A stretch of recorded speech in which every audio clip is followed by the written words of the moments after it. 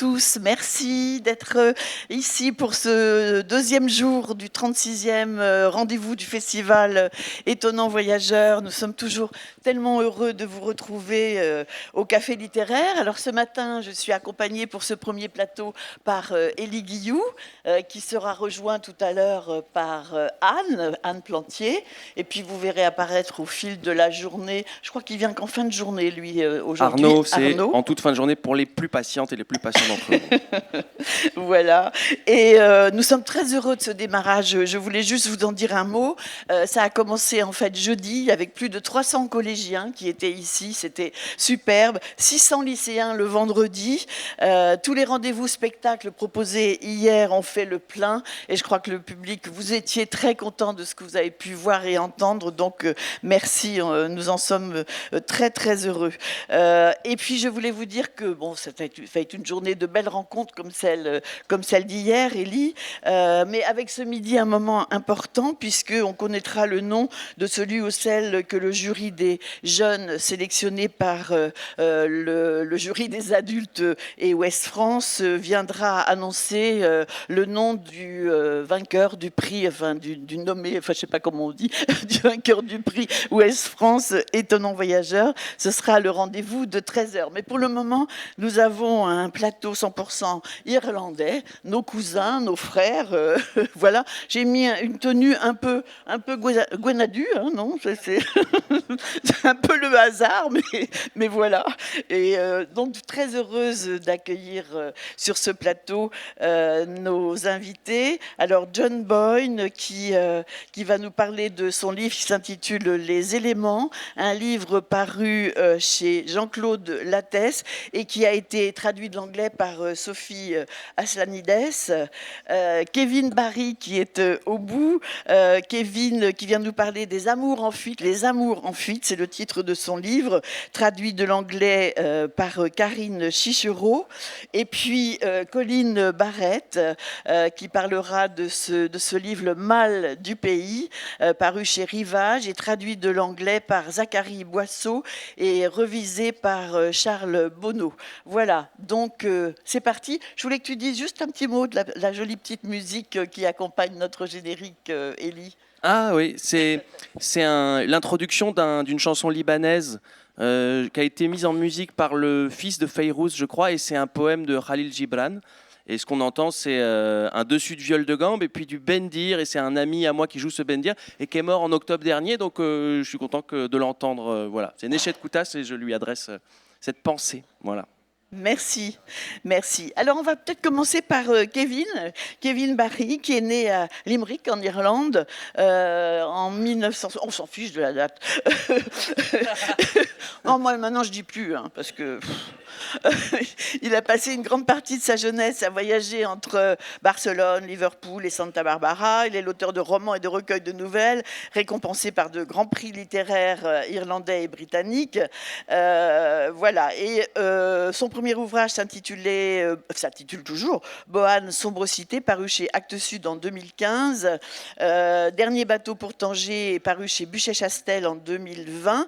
Et là, nous allons parler d'un autre livre paru chez un autre éditeur. Il va d'éditeur en éditeur, comme cela. Les amours en fuite, paru chez Anne-Marie Métellier en 2026. Alors, c'est un roman qui ne se passe absolument pas en Irlande. Vous nous emmenez dans le Montana, Kevin. Qu'est-ce qui vous a donné envie de nous emmener là-bas?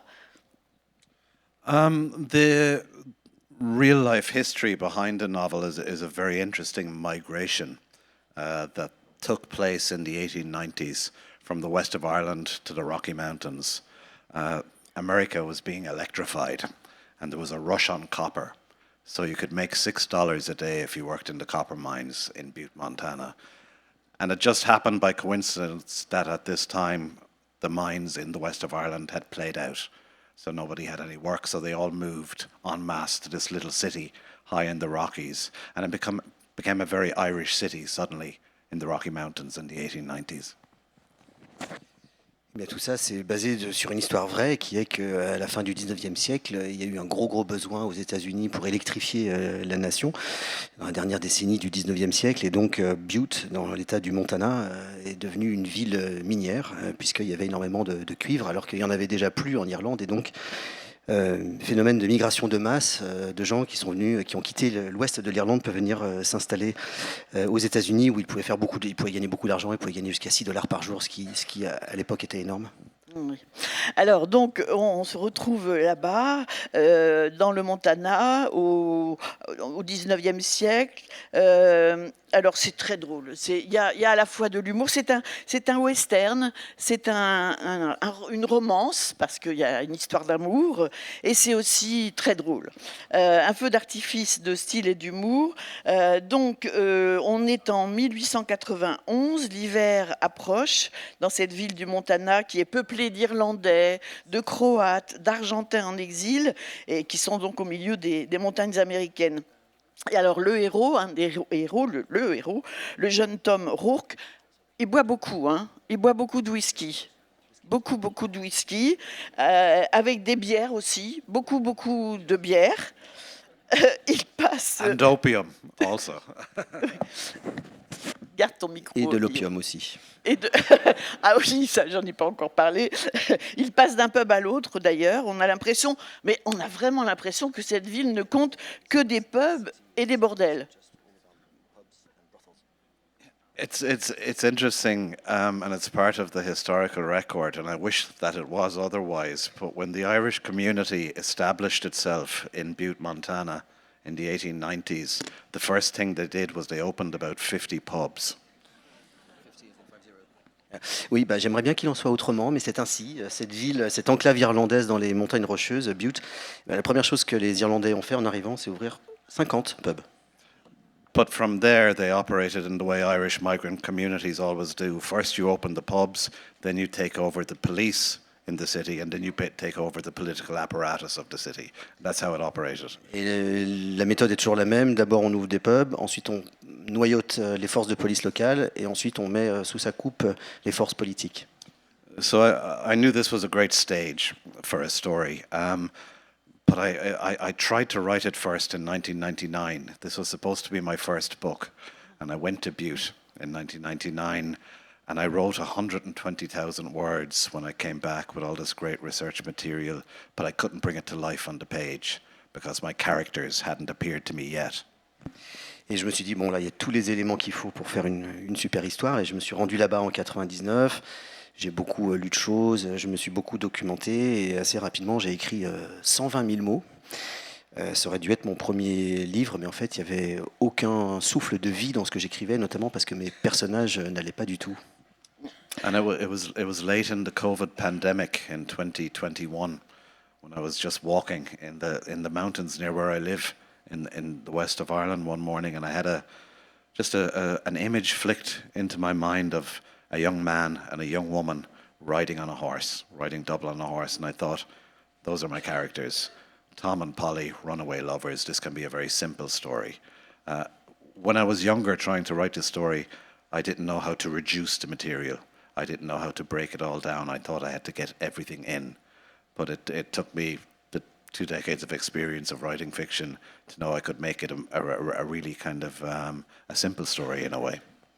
Et en fait, c'était un jour de 2021, c'était vers la fin du confinement, et je me promenais dans les montagnes vers chez moi, sur la côte ouest de l'Irlande, et un jour j'ai eu une espèce de flash comme ça, j'ai vu un jeune homme et une jeune femme qui chevauchaient tous les deux sur le même cheval, et je me suis dit, voilà les personnages de mon histoire, ça va être Tom et Polly, qui sont des amoureux clandestins. Et quand j'étais jeune, j'avais du mal en fait à réduire tout ce que j'avais. Je voulais absolument tout faire rentrer dans mon livre. Et il m'a fallu 2 décennies d'expérience, 2 décennies de métier d'écrire de la fiction pour arriver à produire ce que j'ai produit finalement.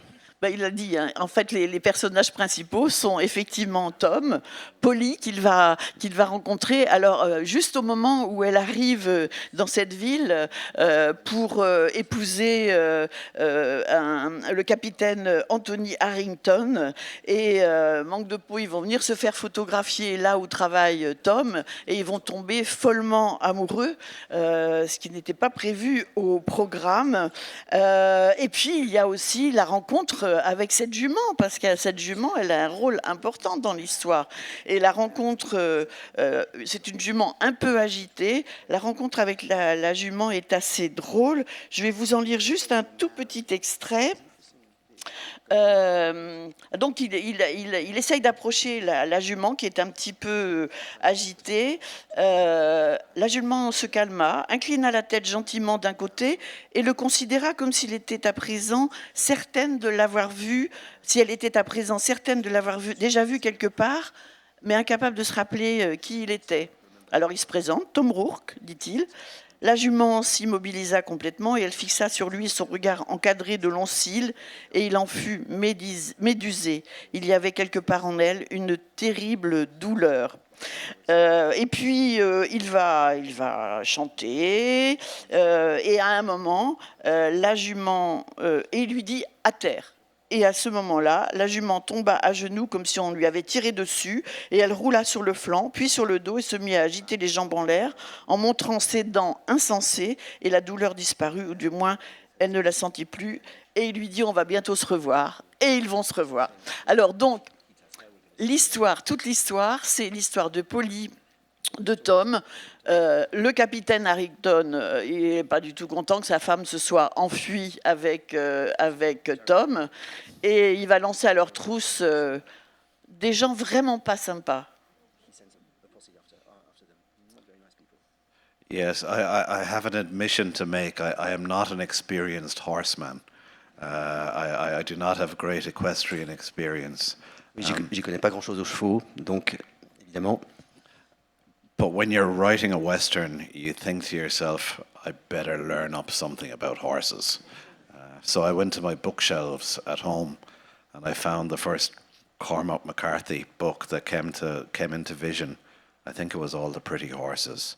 And I took it down and I opened a page at random and I thought to myself, wow, this guy knows a lot about horses. I'm really going to have to study. But my solution to this problem was I decided that Tom Rourke doesn't know anything about horses either. So in this way I could escape with it. Mais donc évidemment, comme j'allais écrire un western, il fallait quand même que je potasse un peu mes histoires de chevaux. Donc j'ai pris les bouquins qui étaient chez moi au hasard. J'en ai sorti un de Cormac McCarthy. Je crois que c'était All the Pretty Horses. Et là, je me suis dit bon voilà, quelqu'un qui s'y connaît en chevaux, il va falloir que j'apprenne assez vite. Mais ma porte de sortie, c'était de me dire bah du coup, comme moi j'y connais pas grand chose, Tom Rourke non plus va pas s'y connaître grand chose en chevaux. Non. Ça va me faciliter la vie. Il tourne en rond. I think what happens when Tom and Polly meet for the first time, and it's not the ideal circumstance for a love affair, given that she just got married yesterday to somebody else, but I think they realize that this is the great drama of our lives. This is what every moment has been leading up to, and we have no choice in this. We have to follow it down whatever dangerous path our road is going to take us. Effectivement, Tom et Polly se rencontrent pas franchement dans des conditions très porteuses. Elle s'est mariée la veille. Et donc évidemment, pour une histoire d'amour, c'est quand même pas idéal, mais l'un et l'autre quand même arrivent à la conclusion que c'est l'acmé finalement de leur vie. Tout a tendu vers ce moment. Et ça leur laisse aucune solution. Ils sont obligés de suivre ce chemin, quel qu'il soit, et quelle qu'en soit la destination finale. Ils sont jeunes, ils sont maladroits, ils vont être poursuivis par des gens aguerris et violents. Bon, je ne vais pas vous raconter toute l'histoire parce qu'il va falloir que vous lisez le livre. Vous savez bien que le principe du café littéraire, c'est de vous donner envie, après, de lire le livre. Donc, on ne va pas vous raconter toute l'histoire. Mais il y a des moments désopilants. Alors, le capitaine Harrington, alors lui, sa nuit de noces, avant de faire ce qu'il y a à faire dans une nuit de noces. Sa femme va découvrir qu'il se flagelle avec une corde qui se paf, paf, paf. C'est mis, paf, paf, paf, comme ça dans le livre. Enfin, bon, vous aurez compris que c'est une histoire, c'est un western, une histoire d'amour, un peu tragique quand même, Roméo et Juliette du Montana. Et puis qu'est-ce que je voulais dire d'autre ? C'est tout. Non, et puis oui, la romance, l'histoire d'amour et le western, voilà. Les trois piliers de ce livre qui s'intitule Les Amours en fuite, qui est traduit par Karine Chichereau. Et on passe un bon moment en le lisant. Voilà.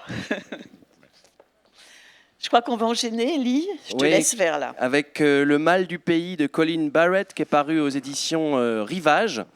Bienvenue, Colin Barrett. Vous êtes né au Canada, mais vous avez grandi dans le comté de Mayo, dans l'ouest de l'Irlande. Vous avez publié 2 recueils de nouvelles et 2 romans. Je crois qu'il y en a un qui n'est pas encore traduit en français. Il y a eu d'abord Jeune loup, un recueil de nouvelles chez Rivage. Et puis le premier roman, Fils prodigue, lui a reçu un grand succès. Il a été lauréat du prix Nero et sélectionné pour le prestigieux Booker Prize 2024. Et là, on est avec vous donc pour un recueil de nouvelles qui s'intitule Le mal du pays. Et on a 8 histoires. Je ne vais peut-être pas rentrer tout de suite dans le contenu des histoires, mais peut-être commencer par le comté de Mayo, puisque ce recueil, et puis j'ai cru lire que votre roman aussi, s'en tenait à ce territoire. Pourquoi vous êtes donné ce périmètre d'écriture-là? Hello. Yes, Mayo is the great subject of my writing. It's where I'm from, it's where I grew up. And when I was young, I just wanted to get away from it. And I did. But, and I wanted to be a writer. And I tried to write and write and write and write. But it wasn't until I started writing about Mayo that I look back. That I look back where I'm from. Maybe this is really obvious and it should have been apparent before it was. But once I started writing about Mayo, through the prism of fiction, the way I would put it is I turned into a writer then. I went from trying to be one to maybe being one a little bit, yeah. Oui, le comté Mayo, c'est vraiment le sujet central de toute mon écriture. Je viens de là, j'ai grandi là-bas. Bon, quand j'étais jeune, j'avais qu'une hâte, c'était d'en partir, ce que j'ai fait. Et puis je me suis mis à écrire, j'ai toujours voulu écrire, j'ai écrit. Et puis finalement, c'est au moment où je me suis mis à écrire sur le comté Mayo que je me suis dit ça aurait dû être un choix évident depuis le départ. Et c'est écrire sur le comté Mayo à travers le prisme de la fiction. Voilà, c'est ce que je fais. Et le titre du recueil s'intitule Le mal du pays.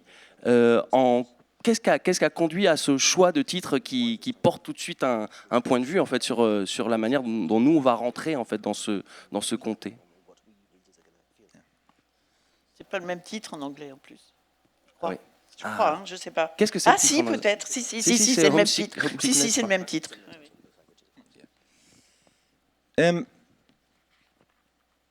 The stories in Homesickness are still they are set in around Mayo and they concern the lives of the people there. But I wrote a lot of them. I was living abroad. I was living in Canada at the time, and this was during the years of the pandemic, especially. So that was the longest period I went in my life without going back to Mayo, because I live in Dublin, but Ireland's a small country, so I go to Mayo all the time. But the pandemic and other circumstances meant I didn't get to visit it. I didn't get to visit Ireland. I didn't get to visit Mayo for several years. And so I suppose that sort of just informed the energy, the atmosphere in these stories in some way. They're a little bit more, they're a little bit less sure of themselves and of the characters and their place in the world, compared to my first book, Young Skins, where the characters tend to be extremely young, very young, but they're comfortable where they are. Maybe they don't think of anywhere beyond where they are, but they're comfortable there. They're creatures designed to live there, I suppose. Homesickness is a bit more open and provisional. It's a bit more of an artifact of my memory. In a way, it was they're kind of period pieces. As you get older, you still tend to draw back, I think, on energies from your earliest experiences. You're still drawn. I do anyway. I draw creatively on a lot of my formative experiences, and so in that way, rather naturally. Yeah, I'm gonna say a very short sentence. They turn into artifacts of memory. Oui, toutes ces histoires, effectivement, sont soit dedans, soit juste autour de Mayo, cette partie de l'Irlande. À l'époque, je vivais au Canada, et puis c'était en plein Covid. Et donc, pendant de nombreuses années, j'ai pas pu rentrer en Irlande. Et pour moi, c'était le plus long moment de ma vie où j'ai été déconnecté de ce comté. Maintenant, je vis à Dublin, donc évidemment, c'est très facile, et donc j'y vais très fréquemment. Et donc, je dirais que Et contrairement à mon premier livre, Les Jeunes Loups, où les personnages étaient très jeunes, etc. Là, dans ces histoires-là, je dirais que c'est cette énergie à distance qui a un petit peu informé l'écriture. Ils sont moins sûrs d'eux-mêmes, ils sont moins jeunes, ils se sentent bien où ils sont finalement.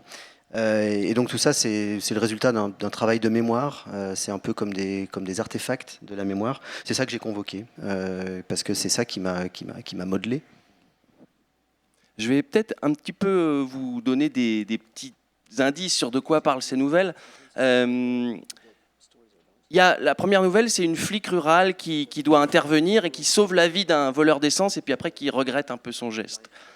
Il y en a une, je ne vais pas toutes les faire, mais il y a une histoire très belle, très triste, où ces 3 enfants, déjà assez grands, ils viennent de perdre leurs parents. Et il y en a 2 qui sont encore au collège, et la grande sœur doit aller chercher le petit frère qui a fait une connerie, qui s'est bagarré. Et le petit frère ne veut pas parler, et puis il se réfugie dans les jeux vidéo. Il y en a une où ça se passe au bord de route, et puis c'est une bande de frangins un peu bourrins qui viennent pour picoler, et puis il y a un jeune garçon qui arrive, et il vient de tuer le chat de sa mère avec un katana. Et ils doivent gérer un peu cette situation-là, quoi.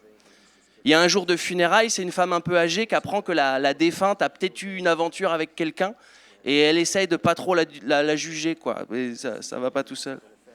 Il y a un poète maudit qui survit en faisant des dessins porno on lui fait des commandes, il doit dessiner des dragons qui enculent je ne sais pas qui, enfin des créatures comme ça. Et en même temps, lui, il pense qu'à sa poésie. Et il y a aussi une longue nouvelle très, très émouvante sur un jeune joueur de football qui était dans une filière de haut niveau en Angleterre et il s'est fait recaler. Et donc il rentre au pays, il est un peu paumé, et puis donc sa copine, ça l'intéresse moins, ce garçon qui flotte là. Et en fait, ce qui m'a saisi vraiment quand j'ai lu toutes ces nouvelles, c'est que à la fin de la lecture, moi, j'avais pas du tout envie de les commenter, ni d'ailleurs de vous les faire commenter. Ça m'a fait ça avec quelques livres pour cette édition. Et vous aviez parlé tout à l'heure, Kevin Barry, d'un souffle de vie que vous aviez mis 20 ans à trouver pour un sujet. Et c'est ce qui m'a marqué dans vos nouvelles, c'est qu'il y avait ce souffle-là. Et comment vous y travaillez? Est-ce que c'est important pour vous, plus que le thème ou le point de vue? Yeah, I mean, that's it. I think something I've always wanted to have in my writing is energy, is a particular kind of energy. And it's hard to describe, it's hard to describe what it is exactly. The summaries of the stories maybe give a little hint of it. There's a certain anarchy, even in a small community where everyone knows each other and everyone knows the rules.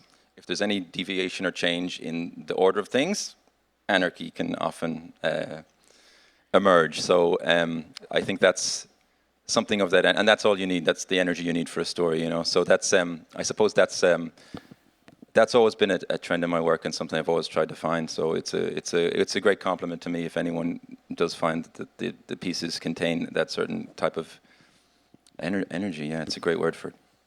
Mais merci, c'est un compliment. Je le prends comme tel, car effectivement, c'est la recherche de cette énergie qui m'anime toujours dans mon travail. Effectivement, vous avez résumé certaines des histoires. Elles ont ce point en commun qu'elles se passent toutes dans une petite communauté où tout le monde connaît tout le monde. Il y a des règles qu'on est censé suivre. Et si quiconque en dévie, ce qui s'ensuit, c'est l'anarchie. Et donc oui, c'est bien cette recherche de l'énergie qui est la mienne. Et est-ce que cette recherche d'énergie, elle est particulière au genre de la nouvelle, ou comment vous la gérez quand vous devez faire un récit dont l'intrigue doit se dérouler dans un roman? Comment ça se gère dans les deux genres différents, romans, nouvelles? Yeah, I mean, we can't go into the differences between writing a short story and a novel. My third book's a novel, and it took me a long time to write it, and I had to learn how to do it from the start. I'd written lots of short stories, but it was an entirely different creative space I had to go into with a novel, even though the novel is set in that type of world, small town Mayo, the margins, the criminality, and explores a lot of the topics. The energy hopefully the energy's there, but it's there in a different way in a novel. A novel has to sustain itself. It has to have an openness, a looseness, so that the reader can. Someone said this to me last night. They like to spend time in a novel. They like to spend time in the world. Whereas a story is like a poem. It's a singular experience. Ideally, you read the story in one go and you get a shock. You get the bam at the end, like you do with poetry. So maybe this is the biggest simple difference between them. The novel is a place you'll spend time in as a reader for a while. You'll be with these people on their journey. And a story is it's more it's like jumping into a cold body of water. It might leave you trembling. A great story leaves you trembling all over and shocked, and a little addled, like poetry, maybe. Oui, sans rentrer dans le long débat des différences entre les nouvelles et le roman, mon troisième livre est effectivement un roman, et bien qu'il se passe dans le même genre de cadre, Comté Maillot, petite communauté, les marginaux, etc. Lorsque je me suis mis à l'écriture du roman, j'ai dû apprendre à écrire un roman. C'est un espace de création tout à fait différent. J'espère qu'il y a le même type d'énergie, mais à l'échelle d'un roman, il faut que ce soit une énergie qui puisse fonctionner par elle-même et tenir le lecteur en haleine. Hier, quelqu'un m'a dit, quand je lis un roman, j'aime passer du temps. J'aime passer du temps avec les personnages, j'aime passer du temps avec l'intrigue. Donc effectivement, c'est une forme de voyage au plus long cours. Alors qu'une nouvelle, c'est un peu comme un poème, c'est une expérience singulière, il y a une espèce de coup d'éclat vers la fin. C'est ça qu'on recherche, c'est un peu comme de sauter dans un lac très froid. On est un peu saisi par le froid et puis on tremble un petit peu de partout. Et peut-être une dernière question avant de passer la parole à votre collègue. Sur le point de vue des personnages. J'ai pensé, il y a un scénariste français qui s'appelle Jean-Claude Carrière, et à qui des fois les producteurs lui disaient vous n'avez pas assez fouillé vos personnages. Oh. Et il répondait mais je ne suis pas un douanier. C'est très joli ça. Et j'ai l'impression que vous pourriez reprendre cette réponse à votre compte, puisque sur vos personnages, parfois on sait très peu sur leur passé. Et ce qu'on voit, c'est qu'ils sont juste dans l'action dans laquelle vous les propulsez. Comment vous faites pour pas les surplomber trop, ces personnages ? That's a good question. I would rely a lot on just trying to stay in the moment with characters and not giving any more background than is necessary. And it's often impractical in a short story. We can't get who their parents were and who their grandparents were and so on and so forth. You are just there. It's a little bit, maybe I haven't written for theatre or anything like that, but it's a little bit like, sometimes I think of my stories like that, and certainly some of the stories in Homesickness are almost like the Alps, for instance, has the energy of a little play. It's a one-scene bar room, and people walk in and walk off. And when I was writing that story, for instance, that's the kind of structure I almost wanted under it. It's where the story emerged out of. I had a couple of the characters, but really they came forth from that sort of. It's not a limitation, but that structure of it's one scene. People walk. Everything's going to happen in front of us, and when the characters leave, they disappear into the night. And so again, I think it maybe relates a little bit to what I talked about, that this energy of a short story. It has an explosiveness. It combusts and it's done. So to me, it makes sense that a little bit like the quote there. You hope. I mean, the risk you hope is that you can give the reader everything they need in the drama, in the there and then. Je suis assez d'accord. L'idée derrière mes personnages, c'est qu'on n'en sache pas trop sur leur passé, sur leur passif. J'écris pas pour le théâtre, mais c'est l'idée que je me fais de ce qu'est une pièce de théâtre, c'est-à-dire que les personnages rentrent, font leur scène et ils ressortent. Et tout ça fonctionne pour soi-même. Il y a une scène qui émerge, et une fois que la scène est terminée, les personnages retournent d'où ils venaient. Donc il y a un caractère un peu explosif, il y a un caractère de la scène qui arrive à son accomplissement. C'est en tout cas mon espoir, c'est aussi une forme de risque, mais voilà ce qui m'intéresse. Cet après-midi, il y a un plateau qui s'appelle Théâtre du Monde. Il y aura 3 auteurs qui écrivent à la fois des romans et du théâtre, et pour le théâtre. Si vous voulez, Colin Barrett, on vous invite à les écouter. Oui, parce que ce sera un beau plateau aussi avec Laurent Godet, Adama Diop et Atik Rahimi. Et Atik Rahimi, ça c'est à 2h tout à l'heure. Merci. Donc, alors c'est marrant parce que je découvre dans la 4e de couverture une phrase de Kevin Barry qui parle du livre de son collègue Colin Barrett en disant addictif, élégant et terriblement drôle, exceptionnel. Donc après, je prends le livre de Kevin Barry dont nous avons parlé en me disant il doit lui rendre la politesse quelque part. Eh ben même pas. I did. They left it off that book. Si, j'ai écrit un truc, mais ils l'ont pas écrit. Voilà, nous allons parler maintenant du livre de John Boyne. Comment on prononce Boyne ? C'est bien Boyne ? Boyne. Bon, vous êtes né en Irlande, né à Dublin. Vous êtes traduit dans je ne sais pas combien de langues, 60 langues. Vous avez une œuvre prolifique, récompensée de nombreux prix à travers le monde. En 2006, paraît chez Gallimard Jeunesse, Le garçon en pyjama rayé, texte bouleversant sur l'Holocauste, qui a été salué par la critique et vendu à plus de 6 millions d'exemplaires. Vous avez été adapté au cinéma par Marc Herman. Et puis, vous allez nous présenter... Alors, il y a un autre livre qui est paru aussi sur Il n'est pire qu'aveugle, qui est une exploration de l'histoire au travers de personnages irlandais, et puis L'audacieux Monsieur Swift, paru chez Jean-Claude Lattès en 2020. Votre dernier ouvrage a reçu le prix Féminin étranger, le prix du livre Fnac. Il s'intitule Les éléments, paru chez Jean-Claude Lattès en 2025, et j'ai dit qu'il avait été traduit par Sophie Aslanides, qui habituellement venait très souvent aussi au festival, nous a accompagnés pendant des années. Sophie, qui est une très bonne traductrice. Alors, ce livre enchaîne 4 récits qui se complètent, se rejoignent et qui traitent tous des abus subis dans l'enfance, des abus dont on parle beaucoup maintenant, de la culpabilité de ceux qui les ont perpétrés, mais aussi les complices, ceux qui n'ont rien dit, tout en sachant, et aussi les victimes.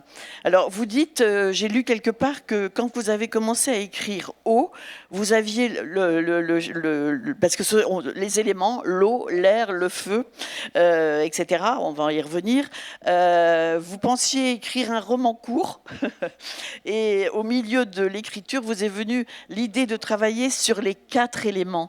Comment est-ce que vous avez déterminé cette construction? Good morning, everyone. Thank you for coming out today.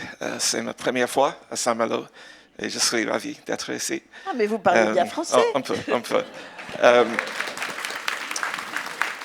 So when I started writing this book, I'd written quite a number of long novels, and I wanted to write something very short.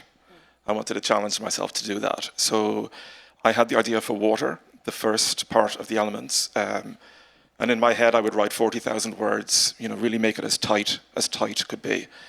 But while I was writing that novella, the idea of looking at abuse from 4 different perspectives, enabling, complicity, perpetrator, and victim, came to me. And I thought I could tie this into the 4 elements: water, earth, fire, and air.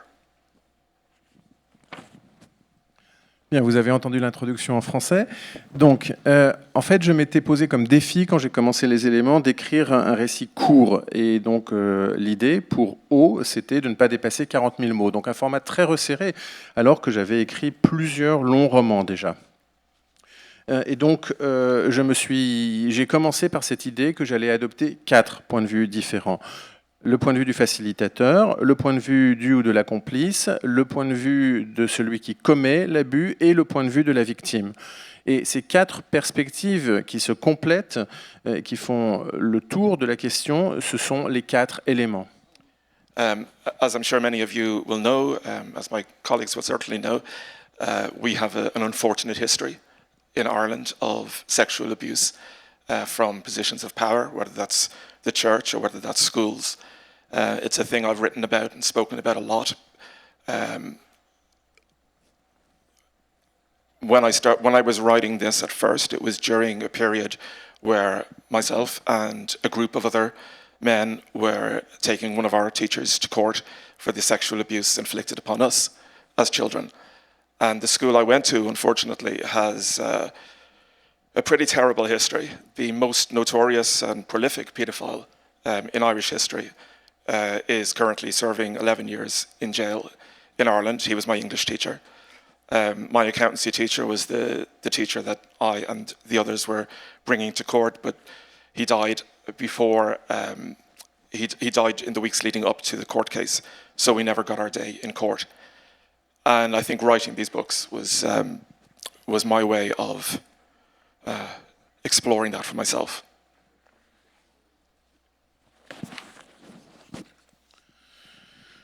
Donc vous savez, enfin je ne vous apprends rien en vous disant qu'en Irlande on a un contexte particulier en matière de pédophilie, que c'est un sujet qui a beaucoup secoué l'Irlande ces derniers temps et que donc les cas Aussi, hein. La France aussi. et que les cas donc d'abus sexuels par des hommes de pouvoir, beaucoup membres du clergé, donc membres de l'Église catholique, est quelque chose qui a beaucoup secoué l'Irlande ces derniers temps. Quand j'ai commencé à écrire ce roman, je me trouvais dans la situation où moi-même et plusieurs hommes que je connaissais avaient déposé une plainte pour abus sexuels contre un enseignant que nous avions eu enfant. Et donc, de plus, l'école où je suis allé quand j'étais enfant a un passé vraiment terrible de pédophilie. Le pédophile le plus notoire d'Irlande y a sévi. Il a été condamné à 11 ans en prison. Ça, c'était l'enseignant qui est le prof d'anglais. Mais ce n'était pas l'affaire pour laquelle que j'avais porté devant les tribunaux avec mes collègues. Ça, c'était l'enseignant qui faisait la comptabilité. Or, l'enseignant de comptabilité, lui, il est mort quelques semaines avant que le jugement ne soit rendu. Donc, il n'y a jamais eu de justice rendue parce qu'il est mort avant.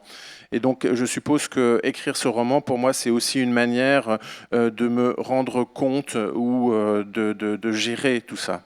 C'est un roman absolument bouleversant dont la construction de chacune des histoires est vraiment très intelligente, avec des informations qui nous arrivent petit à petit. Par exemple, le premier chapitre qui s'intitule « Eau » met en scène une femme qui raconte son arrivée dans une petite île où elle a loué un cottage. Elle change de nom, rase ses cheveux longs et blonds qu'elle ne teint plus. Le blond a disparu, remplacé par un gris foncé. Plus de maquillage, pas de wifi, pas de radio, mais on comprend toujours pas pourquoi. Elle évoque à un moment sa fille aînée Emma. Elle parle d'un ex-mari qui n'est pas encore officiellement ex. Et en fait, l'intrigue nous apparaît petit à petit. Et on va comprendre que cette femme, mariée à un homme brillant et admiré, n'a rien vu, n'a rien perçu de ce qui s'est passé de mal. Et donc ça, c'est le livre, le récit raconté par une femme déjà, et raconté par une femme qui a été complice d'une certaine manière, mais qui se sent complice a posteriori. Et voilà. Alors, moi, ce que je me disais, ça doit être difficile quand même de prendre la voix de chacun de ces personnages. Dans l'autre aussi, comme ça, je vais les citer rapidement. Chaque histoire se raccroche à l'autre. Par exemple, dans O, à la fin du chapitre O, Willow, puisque c'est le nom qu'elle a repris, croise Evan qui va quitter l'île, et Evan sera le narrateur de la seconde histoire, voilà, qui s'intitule Terre, et ainsi de suite. Voilà, chaque histoire, on rencontre un personnage dans l'histoire qui ensuite va prendre la parole. Et je me disais, quelle a été la plus grande difficulté ? C'est de raconter différemment, puisqu'il y a aussi une victime, il y a la complice, il y a voilà. C'est pas un livre sur la culpabilité, c'est un livre sur les culpabilités et la manière dont on les vit. I actually quite liked being able to move between the different voices. I guess every time you start a new novel, you're doing that anyway. So it was quite pleasant for me to go from the female perspective to the male, to the female, to the male. And again, those 4 different points of view. I think the hardest thing about writing it was the fact that because in the UK, we published it as 4 novellas every 6 months. So I knew that, for example, when I would be writing Fire, the 3rd one, the first one would already be in the shops. So I wouldn't be able to go back and change anything. So when you're writing a regular novel, you can go back and change until it's as good as it can be. En fait, j'ai beaucoup aimé passer de voix en voix et m'incarner dans ces divers caractères. De toute manière, quand on commence un roman, c'est pour tout roman, il faut cet effort d'imagination, trouver une voix et trouver des voix différentes et passer de l'une à l'autre. Et donc ici, j'ai trouvé que cette expérience où j'adoptais la perspective d'une femme, puis d'un homme, puis d'une femme, puis d'un homme, c'est quelque chose qui était un exercice qui m'a beaucoup plu et ça me permettait de couvrir donc les 4 points de vue dont j'ai parlé initialement. La vraie difficulté ici, ça a été le mode de publication, parce qu'au Royaume-Uni, le premier petit roman, donc c'est 4 petits romans en un, le premier petit roman était déjà paru quand j'écrivais le 3e, puisqu'on avait décidé avec l'éditeur d'avoir une publication tous les 6 mois. Et lorsque vous écrivez un long roman, vous pouvez toujours revenir en arrière et modifier un détail qui ne vous convient pas, changer un petit peu les choses. Mais là, c'était impossible puisque, en fait, les lecteurs avaient déjà connaissance du premier volume, du premier récit. But I made a rule for myself at the start that because I knew it would be collected into one volume at the end, that I wouldn't change anything. That whatever story I had written, whatever characters I had written, whatever sentences I had written, I wouldn't go back and change things. I would live with it in the way that if you think about, say, the 19th century, Dickens publishing his novels in newspapers and magazines, and effectively having to live with each section as it was written. And I thought that was a nice challenge. I've been publishing for 34 years, and every so often you need to try something a little different. Alors je savais aussi qu'à la fin, tout serait rassemblé en un volume, mais je me suis fixé d'emblée comme règle que je ne pourrais rien changer, que rien ne pouvait être changé. Et donc, voilà, c'était la manière dont j'ai écrit ce roman. Et en fait, c'est quelque chose qu'autrefois les écrivains faisaient. Dickens, par exemple, lui, publiait dans des journaux et des magazines, et donc il était obligé de garder chaque phrase. On ne pouvait plus rien changer, c'était déjà publié. Donc j'ai trouvé que c'était là un défi vraiment intéressant que j'avais envie de relever, et après 34 ans d'écriture, eh bien, quelque chose de nouveau, c'est aussi assez rafraîchissant. Alors oui, dans le Terre, il y a des choses vraiment qui vous ont certainement choqué. La culpabilité des uns n'est pas forcément la culpabilité des autres. Ça apparaît très nettement dans Terre. Dans Terre, on va faire la connaissance d'un personnage qui va arriver après. Donc, c'est Freya Petrus, qui est jurée pendant le procès de Evan, qui était ce footballeur. Alors, je ne vais pas vous dire pourquoi il y a eu ce procès, vous le découvrirez dans le livre, et qui apparaît donc ensuite dans Feu. C'est le personnage le plus dur, le plus ambigu, cette Freya Petrus, qui est pourtant une femme qui est chirurgienne, qui s'occupe des grands brûlés, donc on pourrait dire une femme très portée sur les autres, mais qui en même temps a une vie cachée assez effrayante. Et là, on arrive plus dans la notion de vengeance, d'exutoire avec Freya. I would say of every book I've ever written, and there's 29 of them at this point, I think Fire was definitely the most difficult experience of my writing life. To stay in the mind and voice of a character who is deliberately inflicting pain and abuse on others, in her case on young boys, was difficult, because you still, as the writer, you have to find a way for the reader to not sympathize with her, but to try to understand the motivation that would lead somebody to commit those kind of acts. Oui, tout à fait. En fait, j'ai écrit 29 romans et je dois dire que ce personnage de Feu, c'est probablement une des histoires les plus difficiles que j'ai eu à écrire. Pourquoi ? Parce que, en fait, je me mets dans la tête et dans la voix d'un personnage qui fait souffrir délibérément d'autres personnes, en l'occurrence de jeunes personnes innocentes en plus. En l'occurrence de jeunes garçons. Et ça a été vraiment très difficile de rester dans cet état d'esprit, d'être dans sa tête pendant toute cette durée. Et en tant qu'écrivain, on a la responsabilité à défaut de faire ressentir de la sympathie pour nos personnages, au moins de rendre leur motivation compréhensible. Et donc il y avait là quelque chose de vraiment difficile.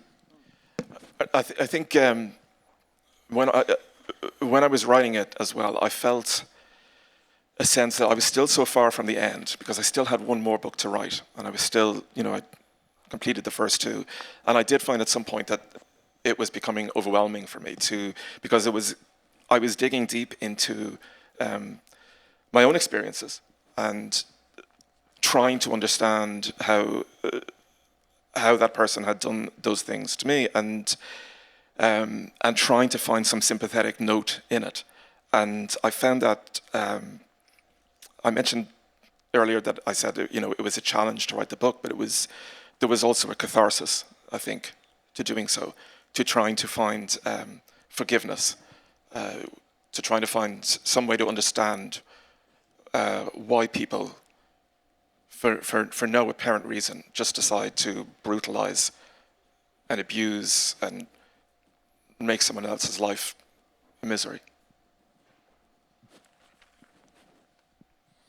Et c'était difficile aussi parce que je me suis retrouvé finalement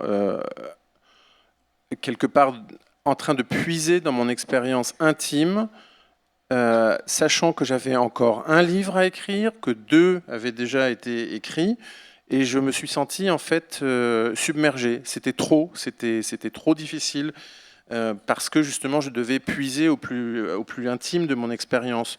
Et donc en essayant en plus d'avoir cette obligation d'empathie à défaut de sympathie pour le personnage, c'est-à-dire quand même de faire comprendre pourquoi une personne agit de telle manière. Et donc c'est sûr que ça a représenté un grand défi, et en même temps je dois reconnaître que c'était quelque chose de cathartique. Ça m'a permis d'avancer, parce que ça m'a permis d'essayer d'imaginer comment on peut pardonner, comment on peut comprendre ce que certaines personnes font à d'autres. Sans raison apparente, en fait, d'essayer de comprendre pourquoi quelqu'un peut se comporter de la manière la plus brutale, la plus abusive qui soit, pourrir la vie, transformer la vie de quelqu'un d'autre en enfer, sans que cela soit compréhensible. Ouais. En tout cas, franchement, c'est un livre aussi formidable. Alors, il ne faut pas croire que c'est seulement sinistre. Hein. Il y a beaucoup de tendresse aussi dedans, des personnages secondaires qui sont très intéressants. Voilà, donc ça s'intitule Les éléments. Colum McCann dit qu'il considère John Boyd comme un des plus grands auteurs contemporains. Colum McCann, qu'on connaît bien ici, parce qu'il est venu souvent au Festival Étonnant Voyageur. Donc, John Boyd, Les éléments, paru chez Jean-Claude Lattès. Et puis, on ne va pas oublier les autres livres. Vas-y, Élie, pour... Colin Barrett, Le mal du pays, paru chez Rivage. Et vous pouvez lire aussi son livre précédent, Jeune loup, paru chez Rivage Poche. Et puis, premier livre dont nous avons parlé sur ce plateau, et vous avez compris aussi qu'il y a beaucoup d'humour dans cette histoire, et 3 histoires en une, voilà, western, romance et amour. Les amours en fuite, paru chez Anne-Marie Métellier, enfin on dit Métellier maintenant seulement, voilà. Donc, j'espère qu'on vous aura donné envie de lire. Moi, je n'ai pas encore lu Le Colline, mais je sais que votre conversation m'a donné envie de le découvrir. Et je pense que vous en ferez autant. Ils vont aller signer leur livre sur le salon dans quelques instants. Très beau.